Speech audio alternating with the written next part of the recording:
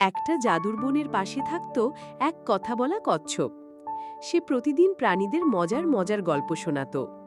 খরগোশ, হরিণ আর পাখিরা সবাই মিলে তার চারপাশে জড়ো হতো, হাসি মুখে শুনত তার জ্ঞান আর মজার কথা। কিন্তু একদিন হঠাৎ জাদুর নদী শুকাতে শুরু করল। প্রাণীরা দুঃখ পেল, বন হয়ে গেল নিস্তব্ধ আর ভয়ঙ্কর। কচ্ছপ সাহস নিয়ে গেল নদীর দেবীর কাছে। সে বিনয়ের সাথে বলল, আমাদের নদী ফিরিয়ে দিন, না হলে বন মরবে।